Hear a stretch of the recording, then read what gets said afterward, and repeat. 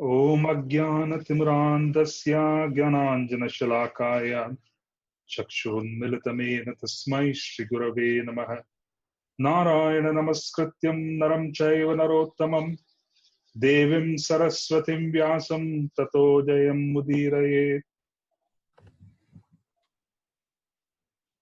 Om Namo Bhagavate Vasudevaya. Om Namo Bhagavate Vasudevaya. Om Namo Bhagavate Vasudevaya. Hi Krishna. So we are continuing our discussion of the second canto, and we stopped just before the most crucial verses of the Srimad Bhagavatam. Crucial in the sense that the entire Srimad Bhagavatam is being summarized in 4 verses, and this encapsulated knowledge was revealed to Sri Narad Muni first by Sri Naranarayana Rishi in Badrikashram. Then from there, it was revealed to Srila Vyasadeva, who expanded on this, and we have the entire Srimad Bhagavatam, which was then revealed to Srila Sukadeva Goswami. From Srila Sukadeva Goswami, through the agency of Maharaj Parikshit, we came to hear about this through both directly from Srila Sukadeva Goswami and also some of the assembled sages. So the Srimad Bhagavatam, we constantly see a shift between the speakers being Srila Sukadeva Goswami and Srila Sutta Goswami. The original assembly of Sukadeva Goswami was attended by Srila Sutta Goswami. And then he had a second assembly in Naimisharanya. That was just before the onset of Kali Yuga. And the junction of time was very specifically chosen. It is very specifically chosen to bring great auspiciousness because the junctions of time play a very huge role in bringing forth positive qualities for what is going to come in future years. So it was chosen, the place was chosen, Naimisharanya. And then the entire assembly was also extraordinarily powerful because these are all very powerful seekers of truth. And they all assembled together. And when very powerful seekers of truth who are very sincere in their heart, they assemble together, then the speaker himself, being well qualified, then has the ability to share things of a very profound nature. So this interaction happened, and that is how we have Srimad Bhagavatam.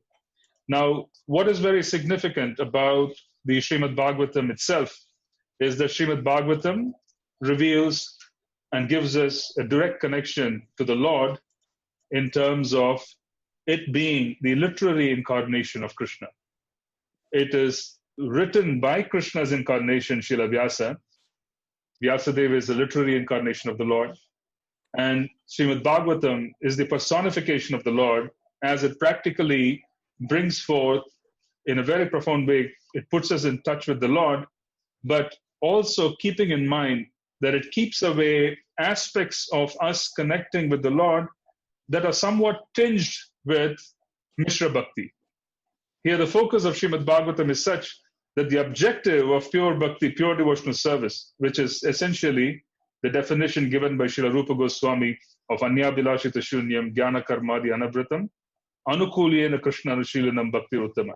So this being devoid of propensities for wanting to gain fruitively, being devoid of propensities of wanting to purely accept the Lord as a matter of a vehicle for us to be able to transcend material nature. Both of these are being rejected by Srimad Bhagavatam itself, because the whole objective of Srimad Bhagavatam is not so much moksha.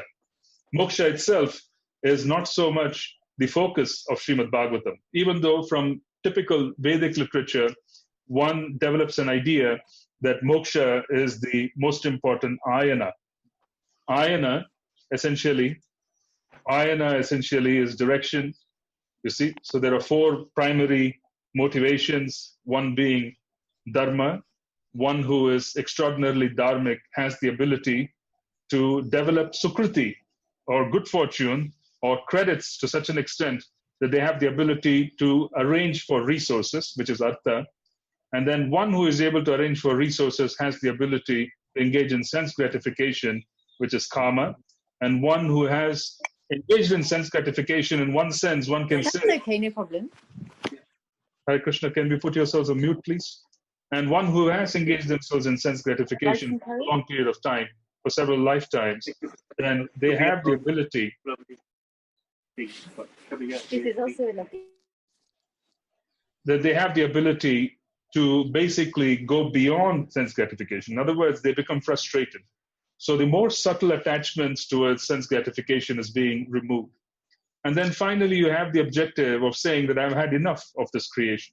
So the first three are karma kanda, and the last is where there's jnana kanda of leaving this world and going beyond. The last category is a little better because they want to leave the material world. And the first three categories of dharma, artha, and kama are essentially a part of what we want to arrange in this world in improving our lot. But Srimad Bhagavatam does not have the objective of moksha. And I want to bring this up because oftentimes, because of our family culture, in general, family traditions, if you've been raised in a family that's connected to India, there's a tendency of wanting to identify moksha as being an ultimate goal. And this is very common. But in reality, Srimad Bhagavatam doesn't have the objective of moksha. Srimad Bhagavatam basically starts from the point of transcendence. As a consequence, Srimad Bhagavatam is dealing with the absolute truth where you develop a relationship with Krishna. So this is Bhagavatam is bringing us directly in touch with the Supreme Lord to have a relationship because he is Rasaraj and we want basically to have a connection with him to experience a very specific mellow. And as a consequence, Srimad Bhagavatam facilitates that. This is the beauty of Srimad Bhagavatam. That is the reason why this is considered to be the final offering of Srila Vyasadeva or Srila Vyasadev's offering in its maturity. The reason is the objective is not moksha, which is the ultimate objective of every other Purana and every other Vedic literature, including the Vedanta Sutras. The Sutras talk about moksha. The Vedas talk about dharma, artha, and kama. But Srimad Bhagavatam rejects everything and focuses on the fact that there is Krishna and you need to develop a relationship. And it talks about Bhagavan and his pastimes in so many different wonderful ways. And it takes us on a step-by-step basis. It evolves our relationship in a very careful way. So that's the reason why we are being encouraged to read the Srimad Bhagavatam sequentially and not jump to chapters that we feel are more important, such as, for instance, the 10th canto, etc. People do go for it in many parts of India simply because that's considered to be, the more advanced topic. So people feel that more complicated, more advanced means you get more benefits. In reality, Srimad Bhagavatam wants to evolve. Now, why is this being shared so far into the discussion of second canto, so far into the discussion of what we are talking about today, which is verse 31 through 36? Of these, the four verses are basically of very, very big importance, and we'll get into those. And these are basically the verses which can be called the Chatushloki of Srimad Bhagavatam, just as we had the Chatushloki discussion on Srimad Bhagavad Gita. The conclusions, more or less, match each other. In other words, Krishna basically talking about the fact in the Chatushloki of Srimad Bhagavad Gita that one who renders devotional service is being given special intelligence. I care for him, I take care of him, I give him intelligence to reach me, etc. All that is being spoken of again in the Srimad Bhagavatam, in the context of answering Lord Brahma's questions. But before we go into these four different verses and the Chatushloki, one needs to have a distinction as to where people get stuck. The first and foremost principle is that people get stuck in not understanding the words and the differences between Bhagavan, Paramatma, and Brahman. There is Bhagavan, there is Paramatma, and there is Brahman. Now, what is very important about the definition itself is that one could start setting goals in wanting to achieve a certain connection with the Lord based on how they perceive the word Bhagavan entails. Because when we use the word Bhagavan, then the word Bhagavan extends itself to Paramatma, extends itself to the personal form of the Lord, extends itself to Brahman. So someone who is pursuing Brahman, the impersonal feature of the Lord, would also call it Bhagavan. I want to attain Bhagavan. So the word Bhagavan by Tattva, in terms of definition, can extend into the other definitions as well. My spiritual master, His Holiness Bhaktitirtha Maharaj, he wrote a commentary, or rather, I would say an explanation, an elaboration of the Sri Ishopanishad. And in that, there was a very beautiful description of the experiences of Brahman versus Paramatma versus Bhagavan. The explanation itself was given in the context of one of our temple rooms. So you enter into any typical ISKCON temple. In any typical ISKCON temple, when you enter, and if you're a newcomer, for instance, one may understand through a schedule that the screen is closed at noontime. So there's Rajbhog, which is being offered to the deities, and there are different dishes being offered to the deities, and one can understand that a prep is being offered to the deities. So this is someone who understands that there is a particular offering, and there is some information available to him that this is basically divine, and there's a certain deity behind that particular screen, and there's a certain activity which is being performed. So there is some basic information as to what is the experience beyond that. There is some basic information that something profound is happening behind the screen. Now, this is basically likened to Brahman realization, where Brahman realization is where you cross the material covering, which is basically the three modes of material nature. You need to penetrate the three modes of material nature and be able to sit on top of the three modes of material nature in transcendence. And then you experience transcendence, which may give you flavors of eternity, Sat. It may give you a flavor of what is bliss, and it may give you a flavor of certain amount of knowledge. Yeah. So what does happen is that it is not complete, but still gives you a tremendous entry into what is considered to be divine. Now, this is basically Brahman realization, where you have some level of understanding that there is basically a profound divinity behind that particular screen, and there are activities taking place. One will not have any knowledge of what the activities are, neither would they know what the preps are, etc. Yeah, we wouldn't know that. Now, there's someone who is more used to the activity of the offering in the afternoon, and such a person can make inferences. The inferences themselves are, he would know the shape of the deity. He would also know that an offering has been made. He perhaps can use some of his senses. He's able to perceive that these are the offerings that are being made.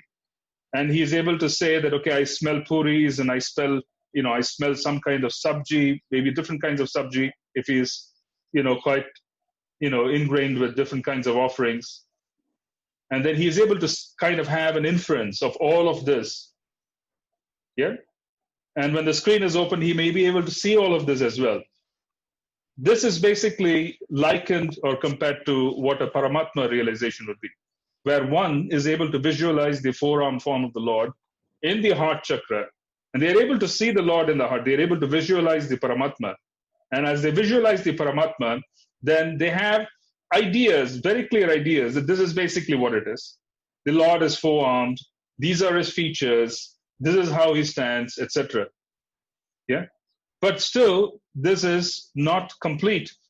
It is an idea which is more developed than a newcomer who basically has some inferences about what happens behind the screen, but can't understand fully as to what's going on.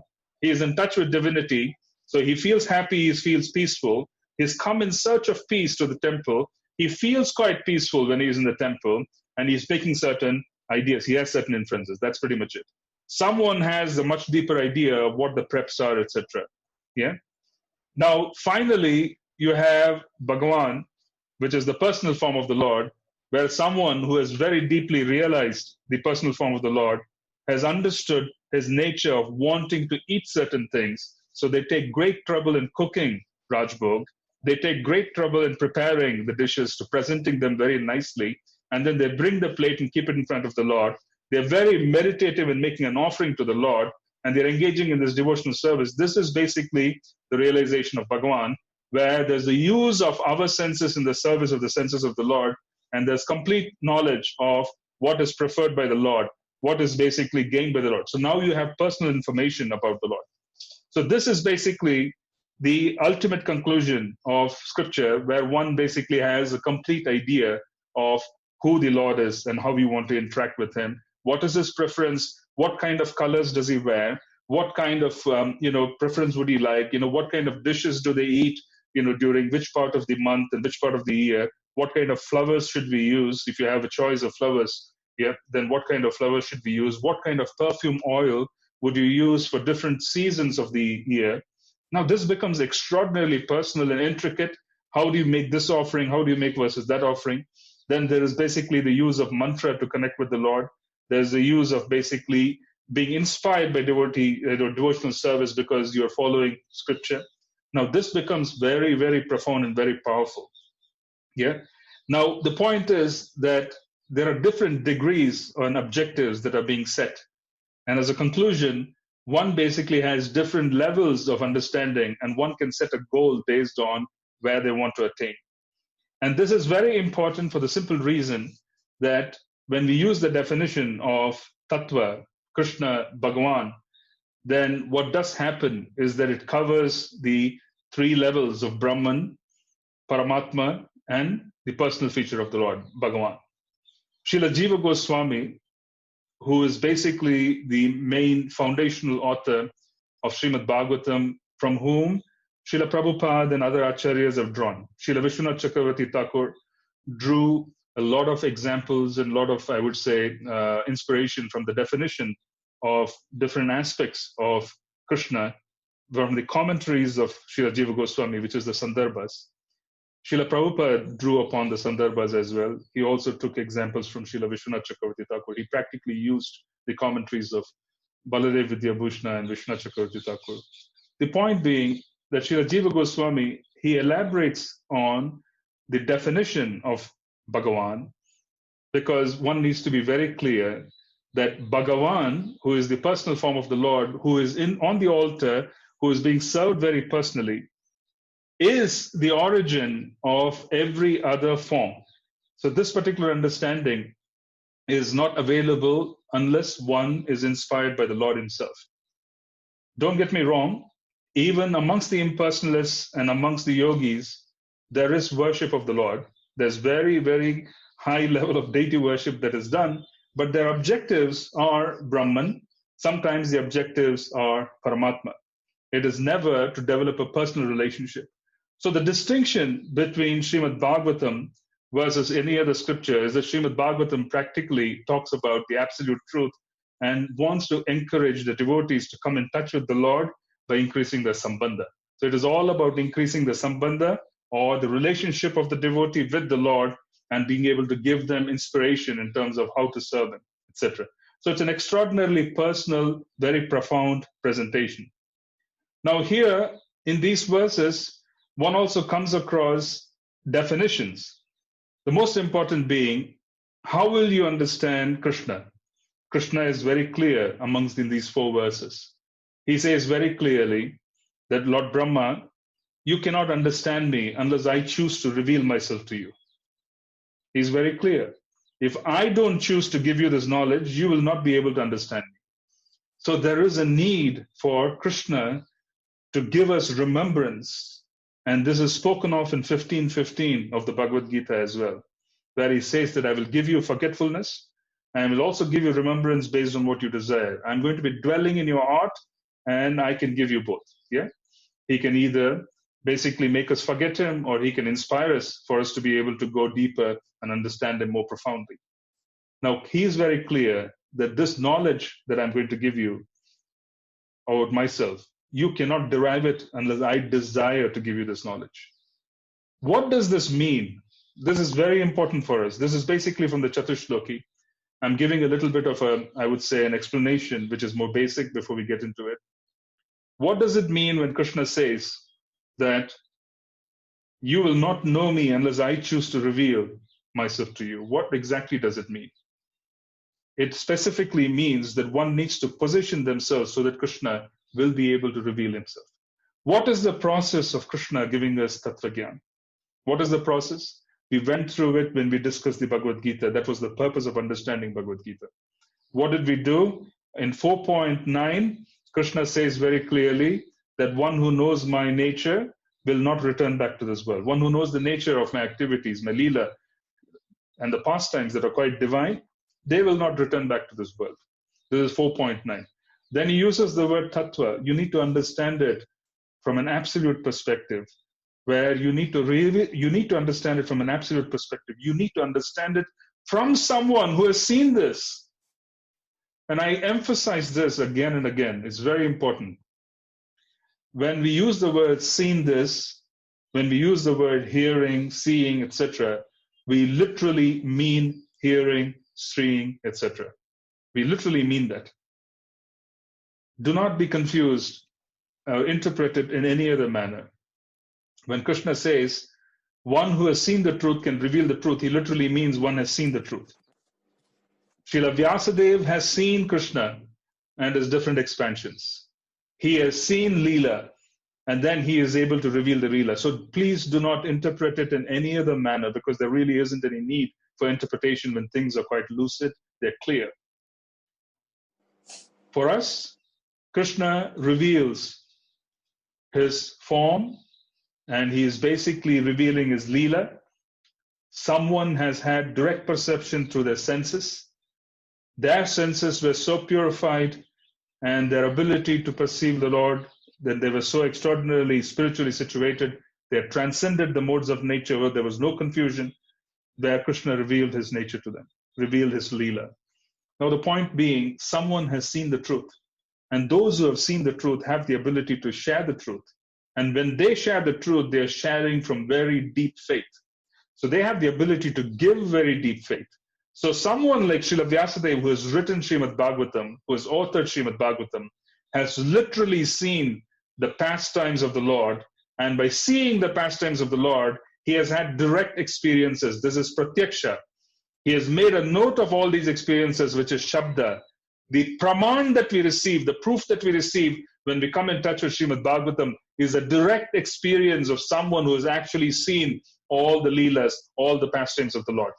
So this is extraordinarily very important for us to understand that Krishna is repeating this in the Chatushloki, where he says that if I don't reveal things, you will not know. So our business is to position ourselves to be able to receive the revelation. What is the business of receiving revelations? How does one position themselves? This is sadhana bhakti, this is vidhi, this is vaidhi bhakti. Positioning ourselves to receive from the Lord is the whole business of performing devotional service. We are beggars. We have no qualification whatsoever to be a part of this transcendental journey. We have no qualification. Regardless of how many rounds we chant, we can never be qualified to receive what is to be given. This realization is basically what it is. In a sense, the simplicity of the program that has been given to us by Srila Prabhupada, is the simplicity itself is so powerful, is that just to realize that what has been given, which is so simple, has such great power, that itself is the greatest achievement a devotee can have. The greatest achievement a devotee can have is to understand that the most powerful process that's being given to them, which is so simple, is itself carrying so much power. Because we are constantly seeking complications in life. We are complicated by nature. As a consequence, we basically seek complications. If someone tells us you chant Hare Krishna, and then your journey would be complete, we are not ready to believe them because our lives are quite complicated. Srila Tamal Krishna Goswami, in a class in the Bhaktivedanta manner, most of you are from the manner, many of you from the manner. In the manner, Srila Tamal Krishna Goswami spoke about the fact that the process of chanting Hare Krishna, which is 16 rounds, it's an hour and 20 minutes. As years go by, you can cut it down. It becomes an hour and 20 minutes, maximum of 2 hours. It's not a big deal. And then following the 4 regs is not a big deal. This is good life. It's healthy life. So our whole process is uncomplicated. The reason why devotees struggle is because their lives are complicated. So our lives are very complicated. We struggle with devotional service because our lives are very complicated. Devotional service in itself is quite simple. It's quite simple and very easy to execute because it's not much at all. This is actually so true, because the realization that what's being given itself is so powerful is actually an extraordinarily important leap into faith and an extraordinarily important experience. The power of devotional service, experiencing it, even though it's so profound and so simple, is itself I would say, the crest of that, a devotee really starts becoming serious. Devotees start becoming serious when they realize that what's being given to them, though simple, is actually extraordinarily powerful. So what is being given to us is basically a simple matter of being able to chant 16 rounds. And what are we doing? We are simply positioning ourselves as beggars so that we can beg very efficiently and receive mercy when it is being distributed. Lord Nityananda distributed mercy without absolutely any consideration, and we are following the same program because this is how our predecessors distributed mercy. They never looked and saw who was qualified and who wasn't qualified. They distributed this extraordinary program around the world, in the streets of the West and the East and all over, every street and village practically, every town and village. And then Lord Nityananda gives us this initial basically pull. You see, he practically threw a net, he brings in a whole bunch of people. Now, then a very simple program is being introduced. Now, the simple program in itself is simply a matter of us being able to follow the simple program. That in itself is not enough. But the fact that we are accepting the instructions of the spiritual master, that is more profound. You see, I've had conversations with many devotees, and some time back I had a conversation with quite a senior Vaishnava, very senior Vaishnava, and we were just generally talking about the fact about following the instructions of the spiritual master. And this was quite a few years back. And, he was basically talking to me and he was asking me about, how do you evaluate the instructions of the spiritual master in certain aspects of governance within the organization? How do you evaluate the instructions of the spiritual master in aspects of certain practical observations in running our life? Yeah. So that could be certain administrative concerns. That could be concerns that could bring in money. That could be concerns of different kinds. How do you evaluate all of this? And because sometimes you find that those instructions themselves, or rather the understanding, the assumptions, they don't really fall in place very nicely. You find that it is not quite true at times. So I thought about it, and then I reflected, and then the answer that I gave the devotee was that I guess the more important principle is not so much as to whether the instruction which is being given by the spiritual master can work or cannot work in every circumstance. Because there could be certain circumstances where the instructions themselves could be flawed because the devotee who is giving you instructions, who is a spiritual master, may not be a good administrator. They may not be good brahmanas, and they may not be good administrators. They may not be very good with money matters. So they may give you advice on those. And sometimes that advice may not be the best of advice because it would not have taken into consideration so many different aspects of practicality as we would see it. But then how do you act in such circumstances, especially when you may, for example, be better situated in the affairs of the world? You may understand administration much better than the spiritual master. You may understand money matters better than the spiritual master. How do you react? So after thinking for some time, I reflected on this and I was just sharing with him. I was saying it is not so much a matter of whether we are going to be successful with those instructions. What is more important is to follow the instructions, because when we accept the instructions of the spiritual master unequivocally, without deliberation, and we act upon it regardless of what we think it is, then that principle is appreciated by Krishna. Then even if those instructions are not 100% in terms of the reality of what the world shows, because we have accepted it into our hearts and we are following it and we are applying it, Krishna reciprocates and he makes things very simple for us. This is a very important principle. So what we are doing is we are following the instructions of Srila Prabhupada. Now, I want to just distinguish this. I want to distinguish the fact that the example that I gave you just pertains to affairs of the world. Yeah. Sometimes a spiritual master may say, get married to this girl. Yeah. Srila Prabhupada conducted a few marriages. Every spiritual master in ISKCON has conducted a few marriages. You find the marriages don't work out. Yeah. Then we say that, wouldn't he know that these two wouldn't get along? Wouldn't he know that, this is a project which is more complicated than what we thought it was? You see, these are the kind of things I'm talking about. The principle there is not so much a matter of what is being told and whether it's going to be successful. The principle is to not deliberate and to accept it. Accept the instruction and follow it, because Krishna, just noticing that we are surrendering to the instruction of the spiritual master, would make things very easy for us, just because of the principle of accepting the instructions of the Guru. This is a very, very important truth. There should be no deliberation. This principle was enunciated in the Srimad Bhagavatam by Parashuram. Lord Parashuram, on the instructions of his father, Jamadagni Rishi, decapitated, literally took an axe and decapitated his mother's head.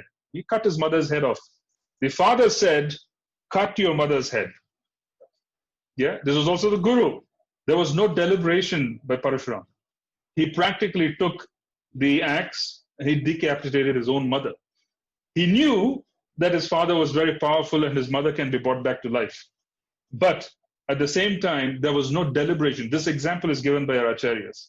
So what is important is for us to understand that regardless of what advice we seek, following such advice will please Krishna, because we are following the advice of the Guru. If we apply deliberation to such advice, we can seek clarification. But if we apply too much deliberation to such advice and then not follow it because we assume things based on our intelligence, we are committing a greater offense, and there would be greater damage than there would be if we were to simply follow the instructions, even though those instructions may not appear to be 100% efficient in terms of our own perception of the material world. This is very important for us to understand. I'm extending the same principle to say that this principle of just following the instructions of the spiritual master is the first principle that is being shared by Krishna in the Chatushloki. He's saying, you can't really understand who I am. You need to render devotional service.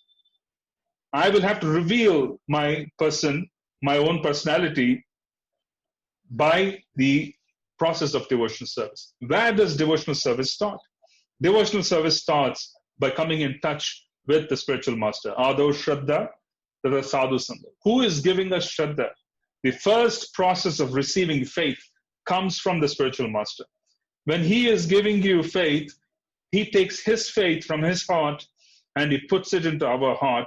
And that faith has the capacity to destroy the nations. It has the capacity to destroy everything and everything that we ever think of, because that is the power of the faith that the spiritual master carries. He carries his relationship of Krishna in his heart.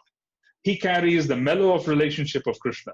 He takes that relationship and puts it into our heart, which is real faith. It starts destroying the nations that is in our heart. What is this akin to? It is like the spiritual master taking our hand and placing it on Krishna's hands. He's literally catching and holding our hand and catching Krishna's hand, because he has authority. He is Vishramba. He has authority. He has such proximity to the Lord. He catches Krishna's hand and says, Krishna, please come here. Stop. Here's someone whom I want to meet. Whom I want you to meet. This is someone who wants to serve you. This is Ado Shraddha, the principle of initial faith given by the spiritual master. There can be multiple cycles of this initial faith that is given by the spiritual master. As we go higher and higher, there can be more and more Shraddha received from the spiritual master at different levels. But Krishna says very clearly in the Chatushloki that you can't understand who I am unless I reveal myself to you. And that particular principle of my being able to reveal myself to you requires that you come in touch with a Tattva Jnani. Someone who has really seen Tattva, Tattva Darshinaha, come in touch with someone who has seen Tattva, because they have seen the truth, they have the ability to impart truth onto you. When someone sees truth, it is an experience. When they get that experience in their heart, it is extraordinary level of faith. You see, there's no question of faith when you literally see someone. As a consequence, if someone has a very deep faith in their heart, they have the ability to take that faith and give it to us. And when they start giving us that faith has the capacity to destroy our nations. It has the capacity to destroy our nations. It really has the capacity to destroy our nations. So Krishna says in 4.9 that you can't understand me unless you understand me through Tattva. 4.34, he is saying, go approach someone who has seen me in truth. Go approach a Tattva Darshinaha. The same principle is repeated here, where he says that unless you perform devotional service, you won't be able to see me. Now, what is the difference between Krishna and Guru? There is no difference. When Krishna sees that we are sincere in our hearts, he reveals his presence by manifesting a spiritual master in front of us. When we become attracted to a devotee by hearing Vani, because they are passing their faith through the principle of Vani into our hearts, that is the same as reading books written by a devotee. For instance, Srila Prabhupada's books were read by the devotees, and some of them were inspired because they were basically somewhat scholarly, and they could come in touch directly with the knowledge of the book and could be inspired because they were searching for things. So it's basically a circumstance where you are coming in touch with faith because Krishna in the heart recognizes that someone is ready, and then he begins attracting the person through the agency of one of his devotees. This is the principle of Siksha Guru. The principle of Siksha Guru is where Krishna himself is using someone else to attract us to him. So this is a very, very important, it's an extraordinarily powerful relationship, and there is no difference between the Siksha and the Diksha Gurus. There isn't. The functions are different, but there isn't a difference in terms of the stature as accepted by Shastra. There isn't any difference. There isn't any difference. So it is a very, very powerful, very important relationship. And this is basically a relationship where Krishna uses the person to give faith. So Krishna basically is inspiring us through the agency and attracting us through the agency of a devotee. He attracts us through Nam, he attracts us through devotees, both. So when we come in touch with the devotee who is giving us faith and we start serving him, we are literally serving the principle of what attracts us to Krishna. So in one sense, there isn't any difference because we are serving the principle of attraction, the Akarshana Shakti of Krishna.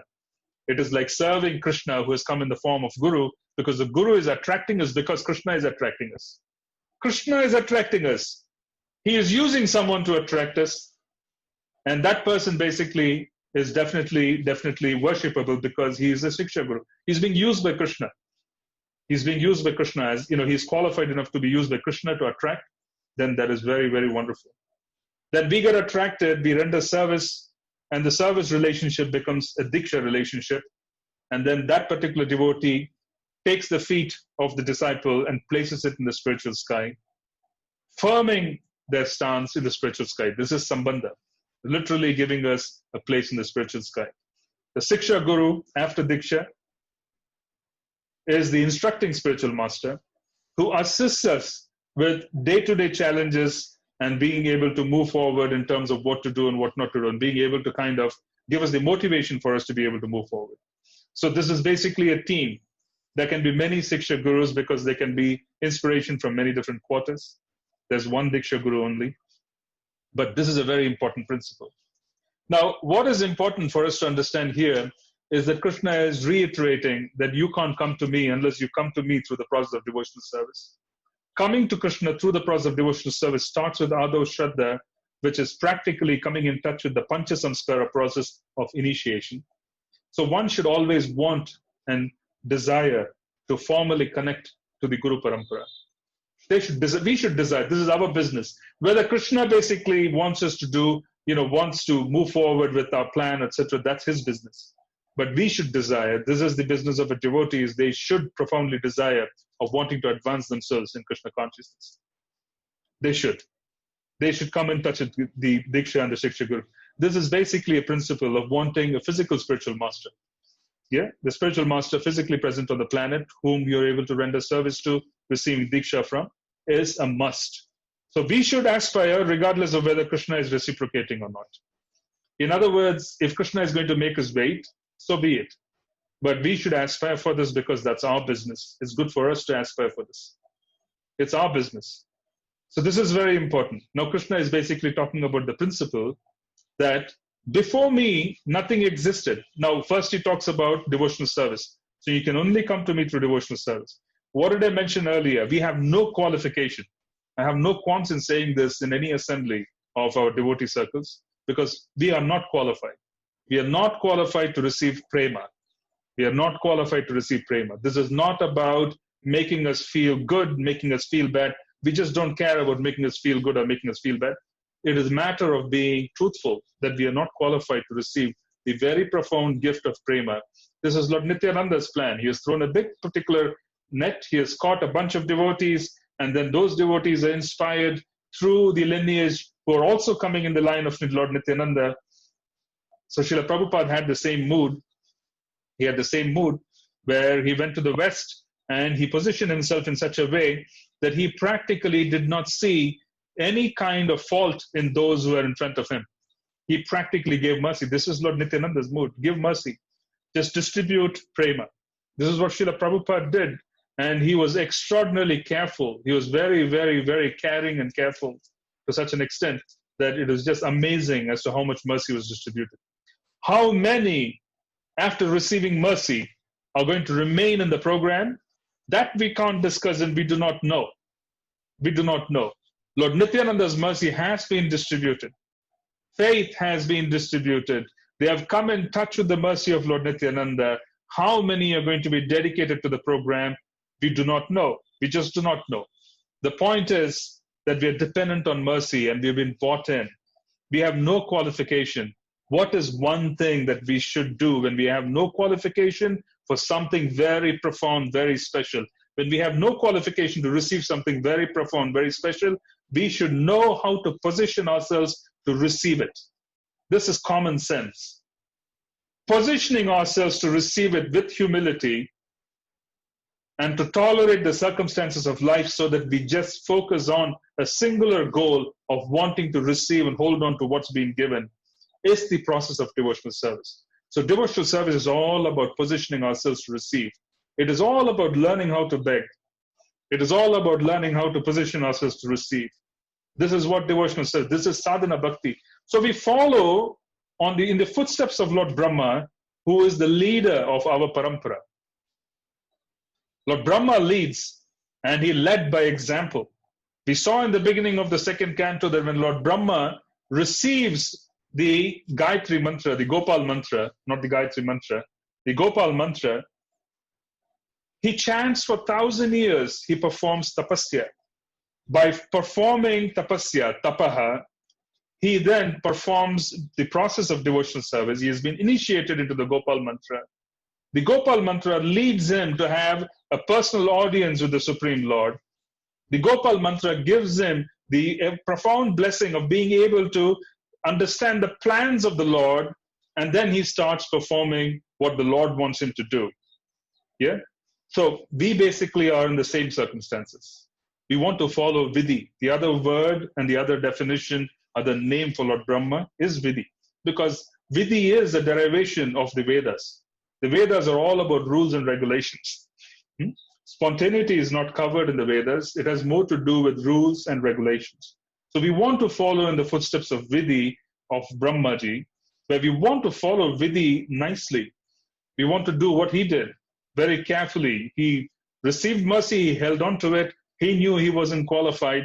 He chanted for 1,000 years and he received more mercy so that he could engage in service. That is our business as well. Vidhi is very important. The Vidhi is very important because without Vidhi, without rules and regulations, we will not know when we are moving away from the royal road of bhakti.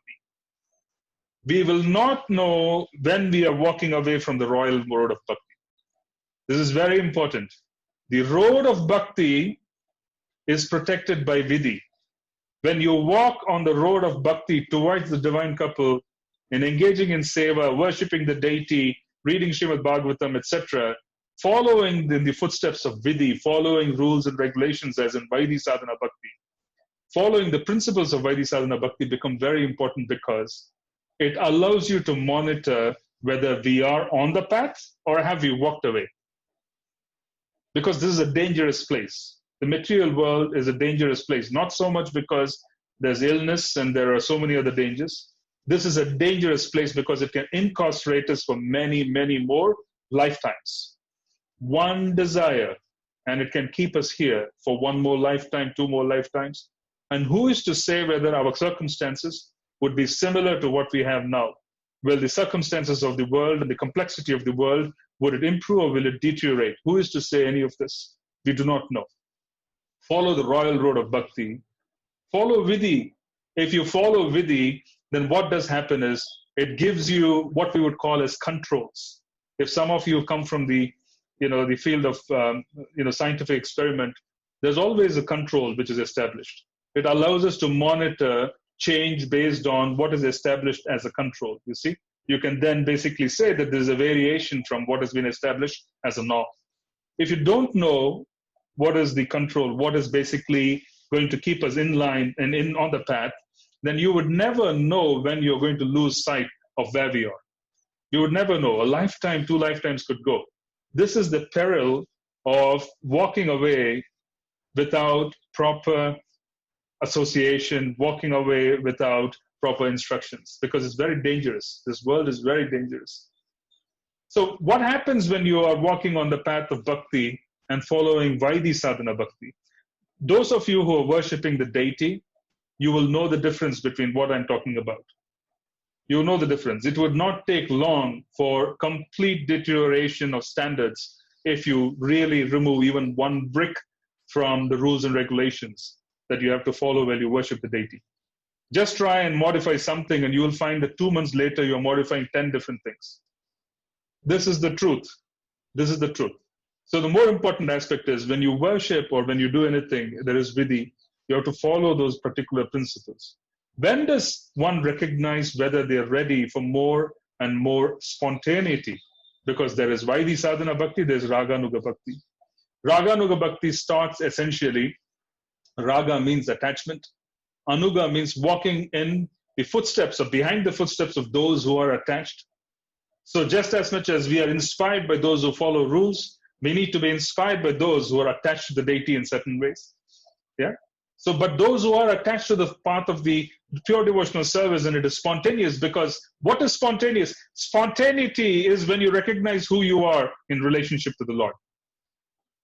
Mother Yashoda chasing after Krishna with a stick is spontaneity. That is spontaneity. Mother Devaki has to follow vidhi.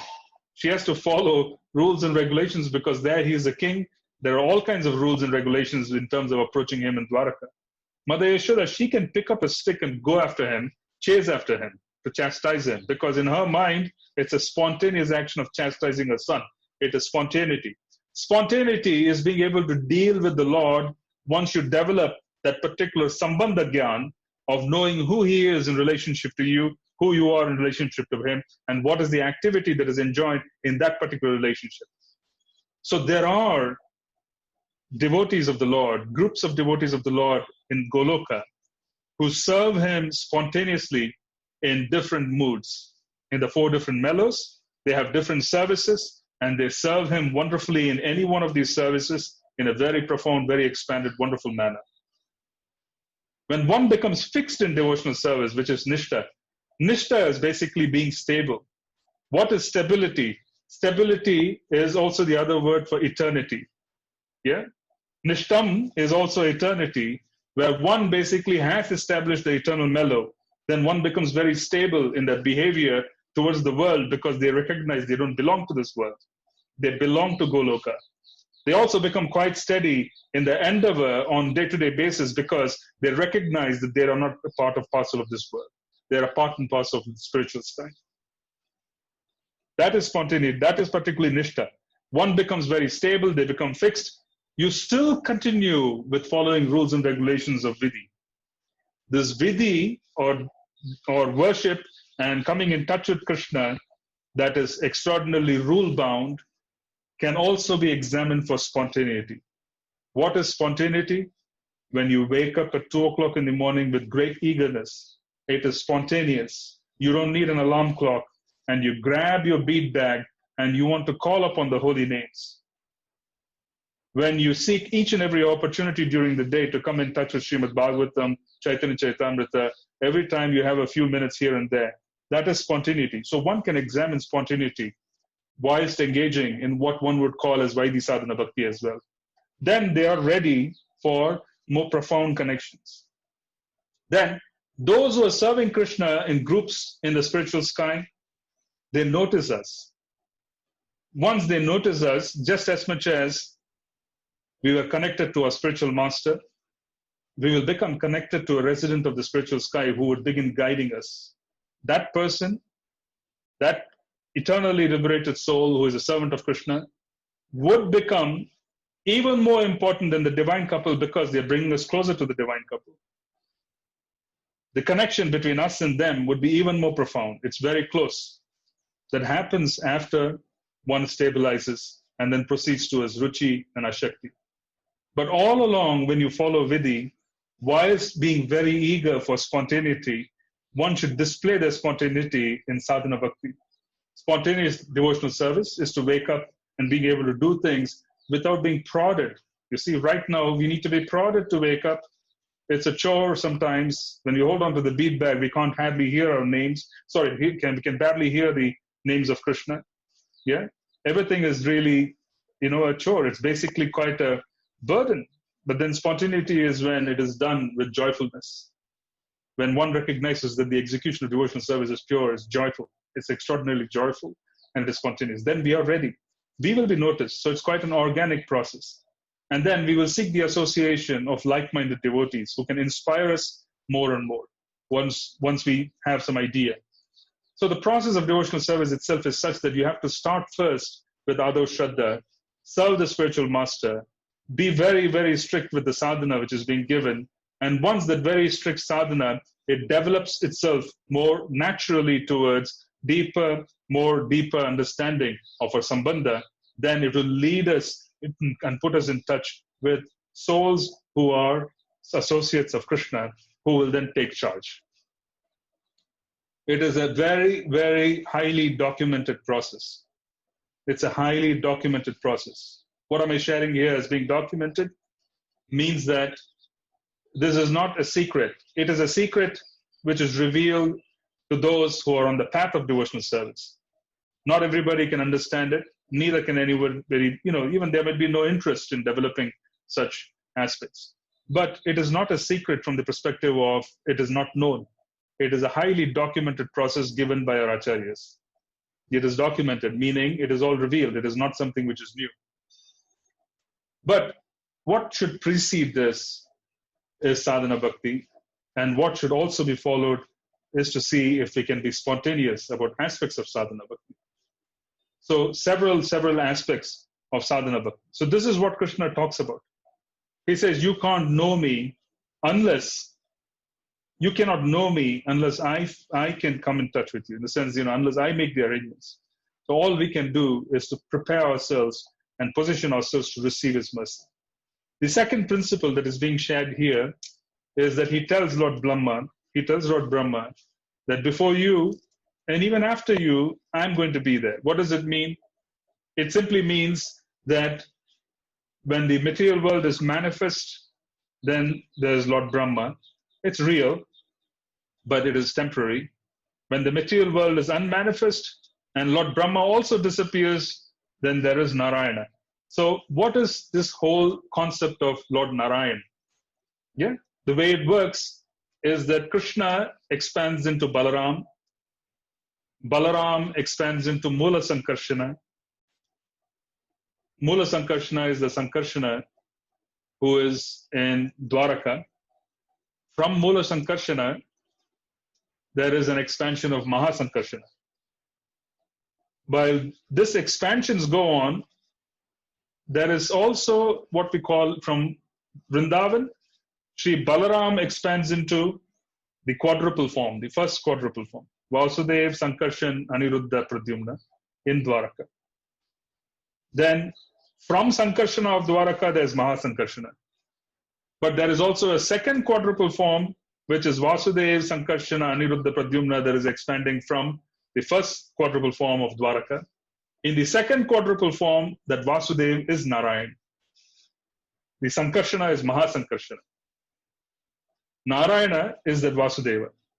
Mahasankarshana is the origin. He is the second Sankarshana, second expansion of the quadruple form. From Mahasankarshana, you have an expansion who is Mahavishnu, Karanudakashayi Vishnu, who is lying on the Karana ocean. As he breathes in, universes become unmanifest. As he breathes out, universes become manifest. From him, the universe, when it becomes manifest, there is an expansion who goes and supports the universe, which is Garbhodakashayi Vishnu. The universe itself is like the womb of a human mother.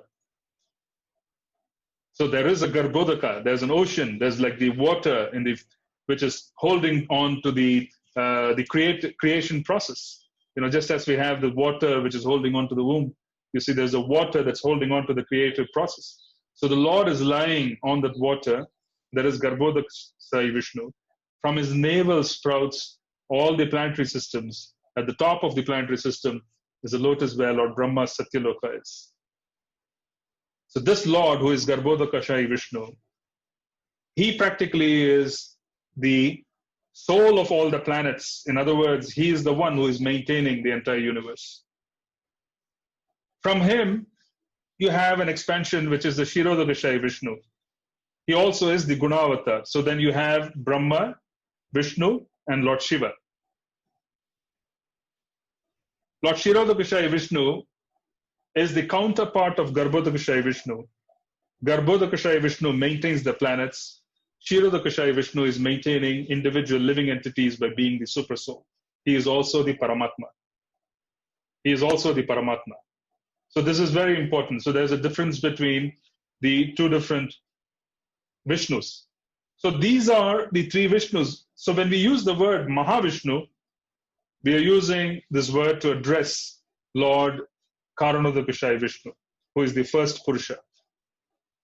All of this practically returns back to its original position when the material universe basically is destroyed, or rather returns to its original state.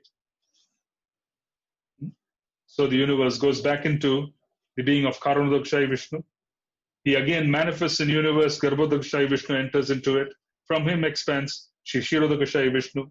Different leelas take place within the universe. And this is happening in millions and billions of universes. It's unimaginable for us to understand how many there are in terms of the universe itself. It's unimaginable. So there are so many Brahmas and so many different planets and universes and planets, etc. So it's just basically unimaginable as to how extensive it is.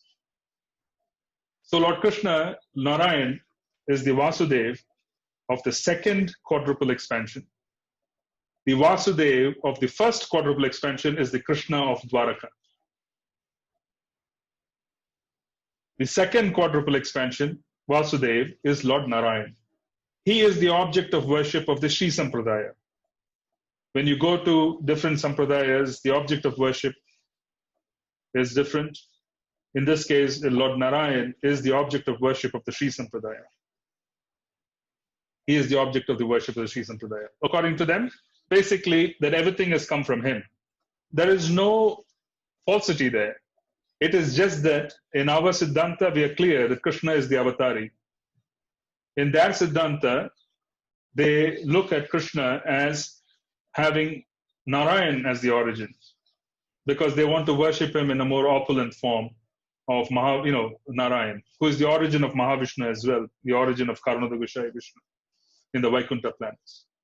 So in the 4 slokas of the Chatushloki, the first sloka talks about this particular fact that you can't know me unless you engage in devotional service. I need to reveal this to you. And then we hear about the fact that Krishna was there before, Krishna was there after. Krishna in this case is Narayan, Lord Narayan himself. And then there are further aspects of Sambandha that are being shared in this particular, what we would call as the 4 Chatushloki. So he talks about his energies.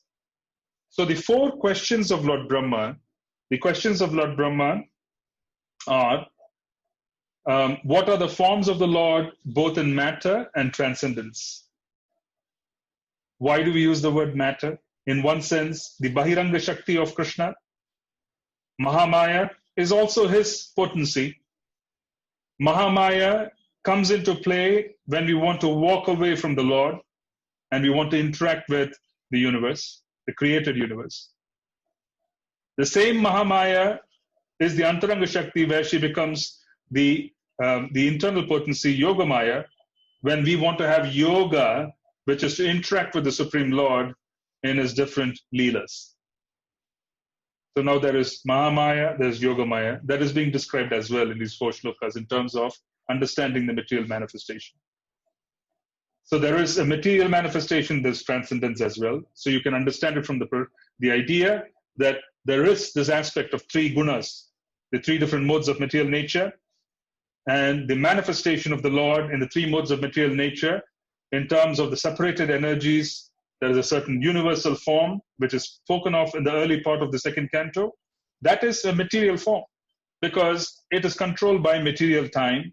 Once the universe wraps up, that particular form is done because it is a manifestation of how the Lord controls the material universe in different ways. His separated energies, how they manage this. This is basically a working of the 3 modes of material nature. It is a working of the external energy of the Lord. So that is material. Transcendental is the origin of all of this, which is what is started in Vaikuntha. So Narayan and Mahavishnu, etc. The other side of Viraja in one sense. So that is the other part to it. So these are 2 different levels, but then here there's the first question, what is matter, what is transcendence? The second question is, how are the different energies of the Lord working, which is what we explained. First, you need to understand that the Lord operates through his internal potency in the spiritual sky. The Lord manages the material universe through his external potency. His expansion of Shiva manages the material manifestation because he interacts with the external potency. The Lord expands as Lord Shiva and he is interacting with Mother Durga, who is a manifestation of the external potency. The Lord in his original form is in yoga. Now, if you notice, this is a bit more complicated. I wouldn't say it's complicated. It's an elaboration. In Mayapur, Lord Narasimha, he appears out of a pillar, Stanu Narasimha. He is literally ready to pounce and annihilate the demons who are trying to hurt his devotee. He's giving protection. Now, this particular manifestation of the Lord is the Lord coming and wanting to interact and to protect the devotee. Then there is the Lord who is also pictured having Mother Lakshmi seated on his lap with Prahalad Maharaj offering prayers and all the demigods surrounded him. You should have seen Sri Lakshmi Narasimha. Then you have seen Prahalad Narasimha. Now, Prahalad Narasimha is where Prahalad Maharaj is sitting on the lap of Nrsimhadev. You can see him in Simachalam near Munich in Germany. That is yoga. That is the principle of yoga. Yoga is where Nrsimhadev is having a certain connection with his devotee, and that is seen when that particular form of the Lord, you can see Prahalad Maharaj sitting on the lap of Nrsimhadev. That's yoga. When you see Nrsimhadev sitting with Lakshmi Devi, then that is yoga. Yeah, that is Yoga Nrsimha as well. Yeah, but then when he comes and appears, when he appears in a very fierce form, then at that point in time, he is ready to annihilate. At that point in time, he is taking the form of Sankarshana. When he is sitting with Lakshmi Devi and when he is sitting with Prahalad Maharaj, that is Vasudeva. This is more confidential, or I would say it is Tattva, where even the deity forms of the Lord, when you see them in different particular manifestations, they carry the potency of different quadruple forms. They're very different. That's why Ugra Nrsimhadev coming out of a pillar is very different from the Lakshmi Nrsimhadev form of the Lord. That is Vasudeva. Sankarshana is the one who is going to destroy. He will want to destroy the ego of Hiranyakashipu. That is Sankarshana. That is the one who is coming out very fierce, Ugra Nrsimhadev. There's a difference. There's a difference in the different quadruple forms interacting in different forms of the Lord and being able to give siksha and being able to interact with the devotee in different levels. So this is yoga.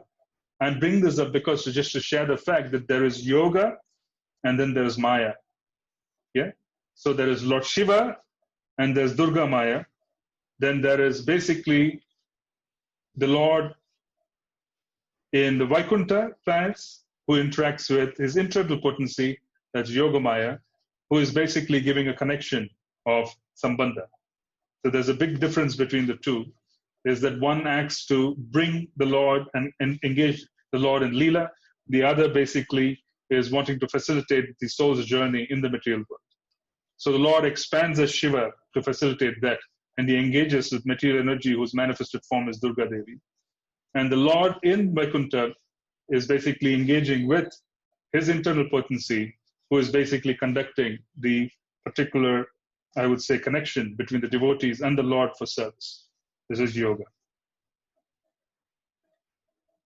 How does the Lord play with his different energies? That's the third question. How may Brahma be instructed to discharge the duty entrusted to him? This is the fourth question that is being asked of. These are the 4 questions. The answers to these 4 questions form the Chatushloki. And the answers are being given sequentially from one verse to the other. So I wanted to set the stage again. I don't want to go beyond what I've shared today. Then next week, what we will do is we will just read the translations. What I will do is we'll go into the individual verses as well. Let's read the translations today, and next week we'll go deeper into it. There is verse 32, all of me, namely my actual eternal form and my transcendental existence, color, qualities, and activities, let all be awakened within you by factual realization out of my causeless mercy. Out of only my causeless mercy. Ahaituki, there's really no cause for it. At least there is no material cause for the Lord to give us what he's been giving us. We can't really say that we went and did this pranam and that thing and, we are supposed to receive something out of it. No, there's absolutely cannot be a basis for bhakti to come to us unless the origin of bhakti is bhakti itself. That's why we have to come in touch with those who have bhakti. Because that bhakti is given by those who have bhakti. Those who have bhakti are simply those who are energized by the Lord to inspire us. In other words, he's inspiring us through the agency of the Guru. So bhakti has its origin in bhakti. Yeah? This is the writing in Madhurya Kadambini as well of Srila Vishwanath Chakravarti Thakur. Practically all our acharyas have taken from Srimad Bhagavatam. Everything has been written from Srimad Bhagavatam. Without this foundation, you can't really write scripture because there has to be consistency with this foundation. Let all be awakened within you by factual realization out of my causeless mercy. This causeless mercy is bhakti. And bhakti is in the heart of the bhakta. The bhakta has to develop mercy so that he could give us bhakti. So basically the origin of bhakti is bhakti itself in the heart of the devotees of the Lord. And the Lord uses those devotees to attract us to him. Brahma, it is I, the personality of Godhead, who was existing before the creation, when there was nothing but myself, nor was there the material nature, the cause of this creation. That which you see now is also I, the personality of Godhead, and after annihilation, what remains will also be I, the personality of Godhead. This is all what we spoke of in terms of Lord Narayan, and then the expansion into the Purushas. When the universe rolls up, including Lord Brahma, all that remains is Narayan again.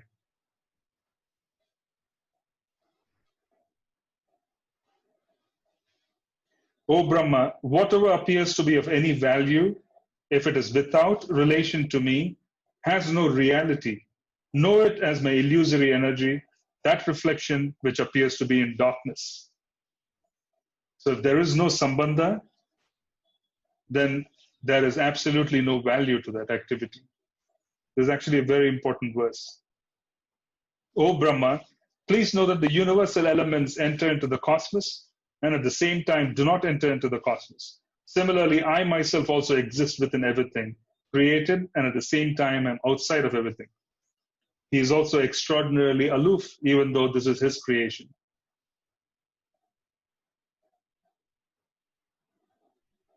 A person who is searching after the supreme absolute truth, the personality of Godhead, must certainly search for it up to this, in all circumstances, in all space and time, and both directly and indirectly. So everything has to be known. One needs to know the external manifestation. One needs to know the internal potency of yoga. One needs to know what exists before and what exists after. One needs to know what makes everything work. So all of this is sambandha. This idea of sambandha itself, Krishna says very clearly, you can't get it unless I want to give it to you. And how do we get it? We get it by serving the spiritual master who is a manifestation of Krishna, who is attracting us to him. This is basically the Akarshana of Krishna himself. So this is what it is. So we'll stop here for today, as it is almost an hour and a few minutes. And then I'll take some questions if you have any, and we'll continue again the following week.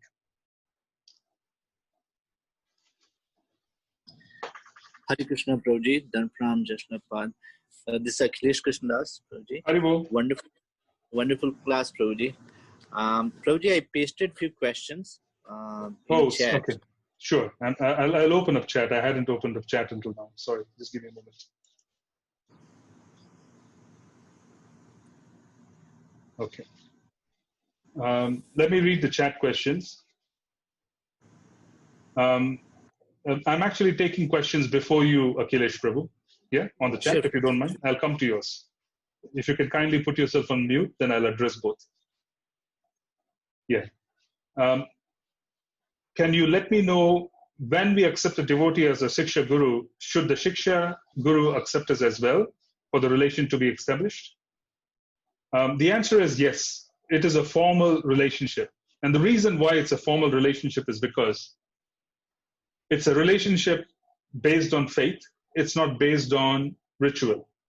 When the Diksha Guru gives Diksha, there's ritual. So one recognizes that this person is a Diksha Guru. But in the Siksha situation, it's a matter of faith.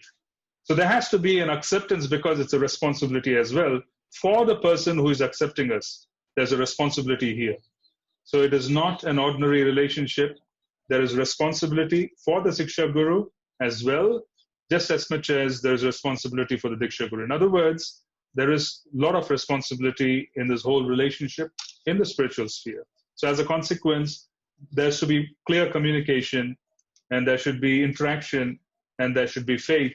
And that is how the whole relationship of Siksha develops. In our parampara, if you notice, you have Srila Prabhupada's Guru in our parampara is Srila Bhaktisiddhanta Saraswati Thakur Prabhupada. Before him, his Guru is Gaurakishore Das Babaji Maharaj. But Gaurakishore Das Babaji Maharaj, before him, he doesn't mention his Diksha Guru. He mentions his Siksha Guru, who is Bhaktivinoda Thakur. So you can look at the fact that the Siksha principle is being brought in here, that they're bringing in the Siksha Guru of Gaurakishore Das Babaji Maharaj, who is Bhaktivinoda Thakur.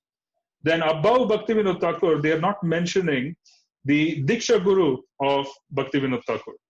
They are mentioning the Siksha Guru, who is Jagannath Das Babaji Maharaj. Yeah. So ours is a very clear path where there is both Diksha principles and examples, and there are Siksha examples. But it is a very serious relationship. It is not to be seen as what one would say a circumstance where one should take it very lightly, because there is no difference from a Shastric perspective. That is more important. The second point is, one moment. The second point which you want to make here is that it is better to know the expectations. It is better to communicate from that perspective so that it is easier. Now, being inspired and being in touch with someone is very different from calling them your Siksha Guru.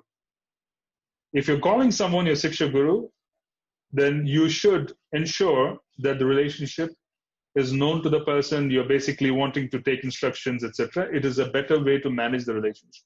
It is simply better because it is a matter of faith. Yeah. So faith should be preserved.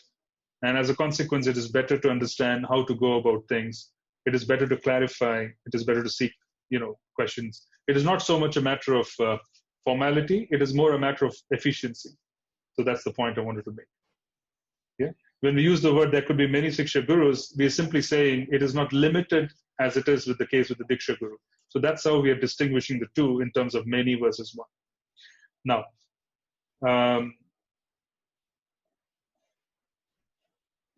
okay, the second question which we ask here is, when you mention that a liberated person will take notice when our sadhana is strong, does it mean that the time we start to follow a Vrajavasi to attain Vraja Prem, they are basically, it's called a Ragatmika Bhakta. Basically, they have already attained Raga, which is attachment to the divine couple. Some of them are already eternally liberated, so they could be eternal associates of the divine couple.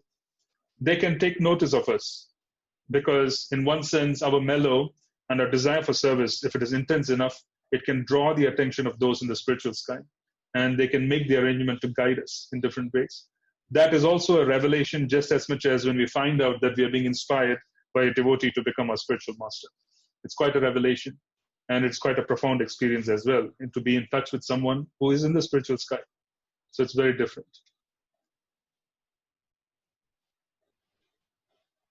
When we speak of Radha Dasyam, and that as Gaudiya Vaishnavas we strive to serve the devotees of Radharani, is it okay to feel more attraction towards Krishna? Is that bona fide?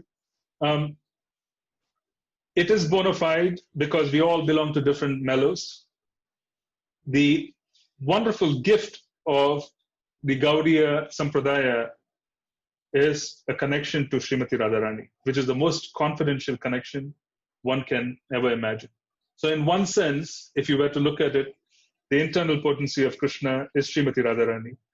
So you can say Radha is with Krishna even when you're approaching Krishna, because he's always thinking of Radharani. But one could be approaching him in a different mellow. In other words, one could be a cowherd boy, and they can't really approach Srimati Radharani, but it doesn't mean they're any less attached. They're more attracted to Krishna because the mellow itself is one of a cowherd boy, where the interaction is at Sakya. It is not Vatsalya, it's not Madhurya either. So the point I'm trying to make is that possibility exists, but it doesn't mean that the position of Srimati Radharani in the heart of the cowherd boys is any less. No, her position is exalted, regardless of which mellow in Vraja that we want to follow. But it is okay. We have to start somewhere. It's perfectly fine. Now, I think I'm going to Akhilesh Krishna Prabhu. Is Vatsalya mode of relationship? It can be understood as I'm the son and Krishna is the father. That is more of a Vaikuntha relationship. Us being the son and Krishna being the father is a Vaikuntha relationship. When Lord Jesus talks about his father in the heaven, that is a Vaikuntha connection. It is not a Vraja connection. In Vraja, when we talk about Vatsalya, we literally are talking about a circumstance of us being the servant of Krishna in the mood of his mother and father.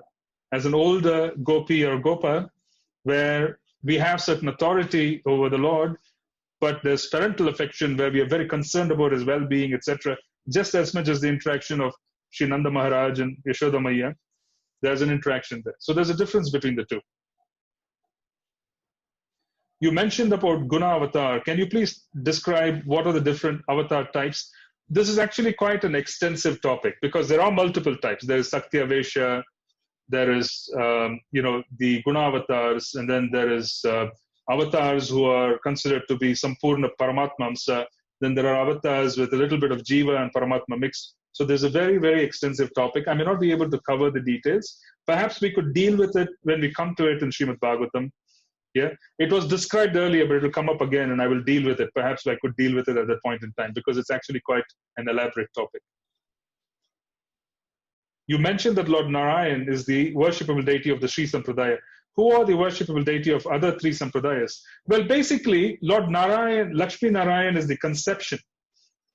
Lakshmi Narayan is the conception. The Sri Sampradaya basically starts with Mother Sri. Lakshmi herself is the primary teacher, guru, and everybody follows Mother Lakshmi in how to serve Krishna. Yeah, she is the guru.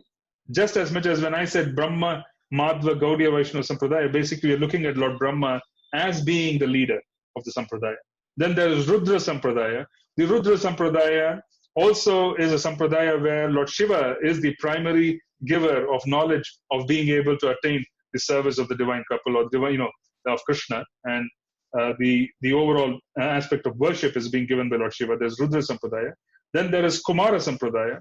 Kumara Sampradaya is where the four Kumaras basically are the primary teachers of principles of worshipping. in this, there are different varieties, and you can't say. But I think the Brahma Madhva Gaudiya Vaishnava Sampradaya is predominantly focused on recognizing Srimati Radharani and her connection to Krishna.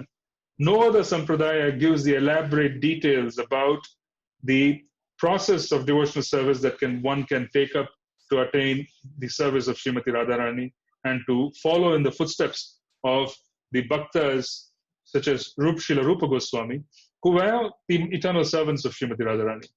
The other sampradayas basically do offer, some of the devotees in other sampradayas do offer some amount of a glimpse of Madhurya Ras, but in many cases it is covered over by the Aishwarya because they're looking more at Krishna as the opulent king, as Narayan, as the controller, as the doer, and as the Supreme Lord. But here, we are going into the sweetness. In our sampradaya, the sweetness is covering all the opulences. It's a more sweet, I would say, representation. It doesn't mean that the devotees of Lord Narayan don't experience sweetness. It simply means that you can't be very close to a king. Lord Narayan is like a king. He's sitting on a throne. You can't be very close to him because he's a king. You need to have some level of distance. But they also worship their deities with great, great affection and care. Yeah? So one can't really say that that's not the case. Now, I think I'm going on to the other questions. One moment, please.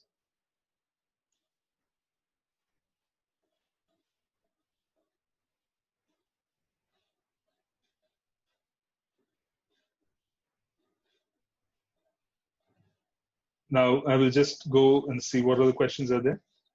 How does a devotee know when Krishna has revealed himself to them?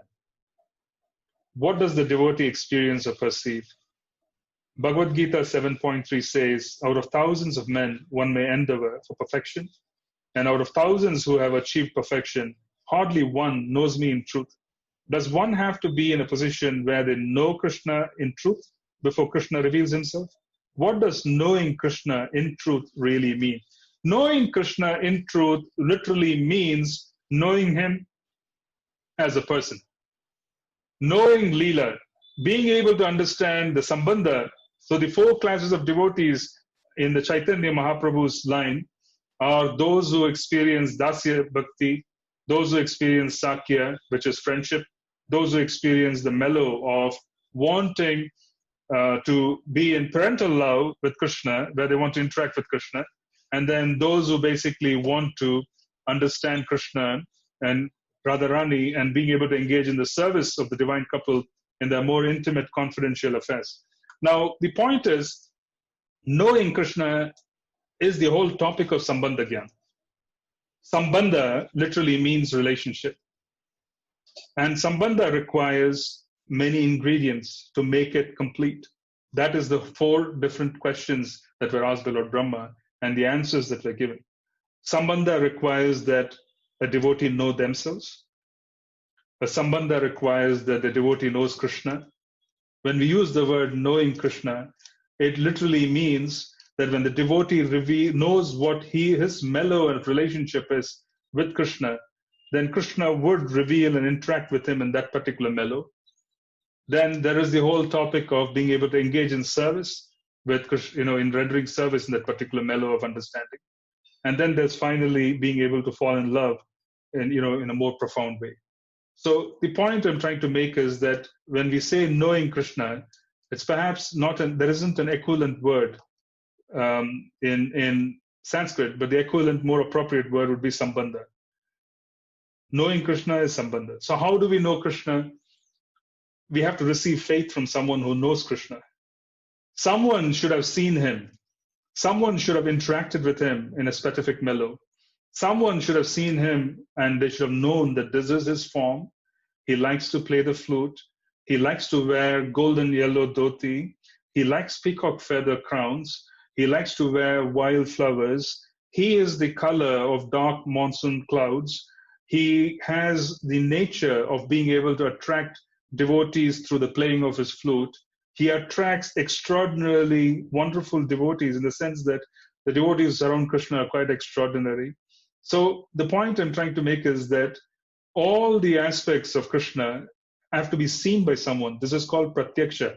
proof of perception directly. Someone has to see them. We can't really see him because our eyes and our whole nature is such that it is covered over by matter. But we can come in touch with someone who has seen Krishna. Such a person is Srila Vyasadeva, and those who come in the line of Srila Vyasadeva, they have direct perception of who Krishna is. They carry that experience of coming in touch with Krishna directly in their hearts.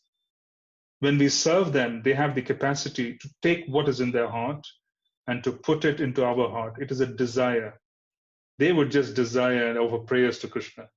Oh, this soul who seems to be such a wonderful person, she's rendering or he's rendering such wonderful service. Can I not assist this person? Can I not, make a more, I would say, some more effort to assist this person? When this desire crops up in the heart of one who has perceived Krishna, then bhakti, who is in his heart, goes from his heart, because he has willed it, into our heart. And when bhakti reaches our heart, we start following the principles enunciated by Krishna to know him. He says, you can't know me unless you render devotional service. But before you render devotional service, bhakti has to reach our heart. It has to reach our heart from someone who already has it in abundance. When it reaches our heart, it's a matter of will. It's a mystical, I would say, it's quite a profound mystical arrangement. Many of us have experienced it. As a consequence, we can say with profundity that it is quite an experience that someone who has bhakti in their heart, they are grieving when they see us, saying that this person needs to be given mercy. And once they desire it, they automatically pass on this bhakti into our hearts. And when they pass on the bhakti into our hearts, then what does happen is that we begin understanding the culture of service. We start desiring things. This is what is called Ado Shraddha. So faith is being given by those who are completely faithful and who have had experiences. So your question of knowing Krishna is, someone should have known Krishna. They carry intense faith. A drop of that faith is what is passed on to us when we serve them, because they see us and they feel this person needs a gift, and then immediately faith from their heart mystically transfers itself into our heart and starts manifesting and starts growing. It's like someone has planted a seed which needs to be watered, and we water it through chanting, we water it through seva, it starts growing. So this is what the process is. So knowing Krishna essentially means coming in touch with someone who knows Krishna, which is what Krishna talks about in 4.9. He talks about it in 4.34. That's the sequence.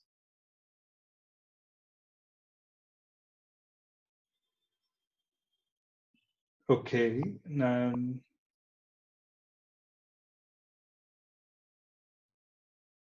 Okay, there's one more clarification. In Madhurya Rasa, one has attraction for Radha only. In one sense, you can say it is both, but there are followers of Srimati Radharani. And the followers of Srimati Radharani, they are extraordinarily attached to her, to the point where they are fiercely, fiercely attached. Raghunath Das Goswami is one. Yeah, there are so many followers of Srimati Radharani, and it is a fact. Because in reality, when Srila Rupa Goswami says, Anukulyena Krishna Anushilanam, the whole principle of following in the footsteps favorably is not simply saying, I don't shout, obscene words at Krishna, I don't misbehave with Krishna, I'm neutral, just a contradiction. I'm better than Shishupal, I'm better than the other asuras who literally hurled abuses at Krishna. That doesn't mean, that is not what it means. Anukulyena Krishna Anushilanam means following in the footsteps of Srimati Radharani. In our parampara, when we say that we are doing devotional service, the first principle of devotional service is contained within the heart of Srimati Radharani. If there is bhakti, the origin of bhakti, it starts with Srimati Radhika. Without her mercy, one cannot get bhakti. That bhakti is being passed on from her heart to different devotees. That is what Chaitanya Mahaprabhu is. Mahaprabhu is Krishna with the heart of Radharani, in the mood of Radharani. So as a consequence, wherever he sees, he wants to give whatever is in his heart. And that is why so much has been given.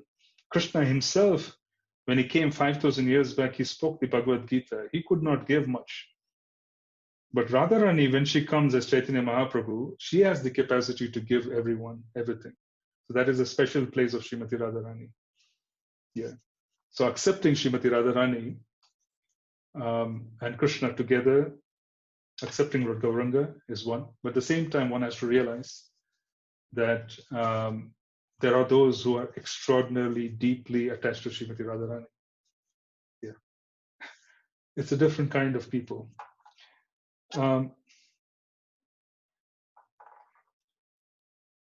Okay. Does internal potency mean spiritual energy? The answer is yes.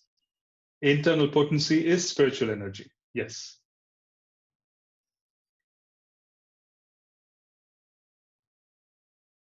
Okay. Someone is saying they wanted a start date for the Bhagavad Gita. I'm desperate too, to wanting to start.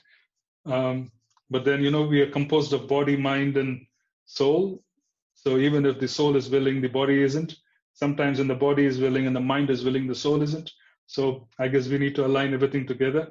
I'm hoping and praying that we're able to do it very, very soon.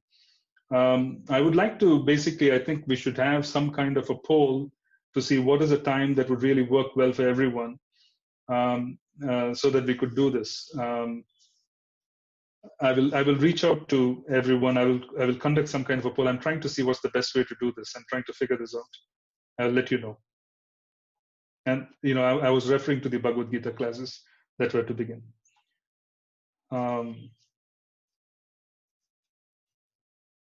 So, is it only in Gaudiya Sampradaya that close associates of Radharani in Vrindavan appear in this world as gurus? Does it happen in other Sampradayas as well? As far as I know, the knowledge of them appearing as gurus is revealed in the Gaudiya Vaishnava Sampradaya, that knowledge of who they are. But we have to realize Krishna's agents have the capacity of interfering and managing and connecting different souls to them at different levels, even perhaps across the globe in different faiths as well. So one can't really limit their ability to connect souls to Krishna in a certain journey. So in that sense, we may not know fully, but the information that is revealed so far is what we see in the Gaudiya Vaishnava Parampara. In reality, Radharani is not spoken of in the other paramparas as openly as they are in the Gaudiya Vaishnava Sampradaya. This is our gift of being connected to Srimati Radharani. So that is something which is very different with us in the Gaudiya Vaishnava Siddhanta. Very, very different. This is our greatest, most glorious gift. So if you see this mission of Lord Chaitanya wanting to spread prema and covering the world with prema, this is only because it is Krishna in the mood of Srimati Radharani. It is only Radharani who can have such an extraordinary, desire to spread her, the bhakti and the need for people to be connected to Krishna. This is Radharani's mood. This entire desire and compassion of Srimati Radharani was transferred from Lord Chaitanya's heart onto Lord Nityananda's head as an order. That is why Lord Nityananda behaves like a madman, because he can't quite understand the extraordinary nature of Srimati Radharani's bhakti. Because Lord Chaitanya's bhakti is Radharani's bhakti. That was transferred, compassion was transferred to Lord Nityananda. Lord Nityananda, as he carried that compassion in his heart, danced on the streets like a madman simply because of the extraordinary nature of what was given to him. So that is Radharani. If you really want to see what Radharani is, look at the way the mission has spread by Lord Chaitanya and his servants. This is Srimati Radharani's mercy. This is Lord Nityananda's mercy, but the order of Lord Chaitanya contained the compassion of Srimati Radharani, which was carried by Lord Nityananda. So we are literally seeing the mission of Lord Chaitanya around the world. This is Srimati Radharani. If you want to see what is happening here, simply look and see how many devotees are getting mercy. This is all the mercy of Srimati Radharani. It was not possible otherwise. It was not possible. This is her compassion, because she holds the maximum store of bhakti. It is only one who holds the maximum store of bhakti, has the capacity to give bhakti. How can you give if you don't have? So she holds the maximum store, and as a consequence, she is distributing profoundly in the form of Lord Chaitanya. And Lord Chaitanya instructing Nityananda Ram, he practically gave that compassion to Lord Nityananda. Lord Nityananda took it upon himself, and he became mad with ecstasy, and he started distributing. And because he carried this profound mercy, he did not even see who is supposed to receive, who is not supposed to receive. He just distributed it all over the world through our Srila Prabhupada. So this is very profound in terms of, you want to really see what is Srimati Radharani's profound, mercy and influence on us. Our mission is Radharani's mission. This is Lord Chaitanya's mission, but it is Radharani's mission. It is only she who knows what it is to miss Krishna. We wouldn't know otherwise. How will we know? Because we don't know what is Krishna. We don't know what is Krishna Bhakti. We don't know what is Prema. She knows. Because when she descends as Lord Chaitanya, this is Krishna in the mood of Srimati Radharani, she looks around and says, how is it possible for all these jivas to stay in separation from my beloved? I cannot bear to stay in separation even for a fraction of a second. How is it possible that these fools are coming lifetime after lifetime and they stay in separation from my beloved? So when someone sees us with such mercy, they have the capacity because they carry the maximum storehouse of bhakti. This maximum storehouse of bhakti and compassion was given to Lord Nityananda. He was a great distributor. He distributed it. And what was the prize he asked for? He asked for Shraddha. He said, give me a little faith and I will give you Prema. Just a little faith. What is faith? Faith is to go into a path that you don't fully believe in. Take the first few steps, taste it, then move forward. That is faith. You have nothing to lose. So that is basically what Srimati Radharani did. Yeah. So this is the position of Srimati Radharani. So we should understand Srimati Radharani through Lord Chaitanya. We should understand her need to distribute prema through the mercy of Lord Nityananda Ram. This is all Radharani. So for us, yes, it is always Srimati Radharani. That is why our Gaudiya Vaishnava Acharyas always talk about Srimati Radharani being the Swamini. Even Krishna considers her his superior. So what to say of us? That's our position. Okay, I think this is a very, very, very auspicious note. So I should end this session and we will continue further in the subsequent weeks. And I'll get back to you. If there are any questions, you can write to me personally. So thank you very much for joining me and we'll continue again. Srila Prabhupada ki jai.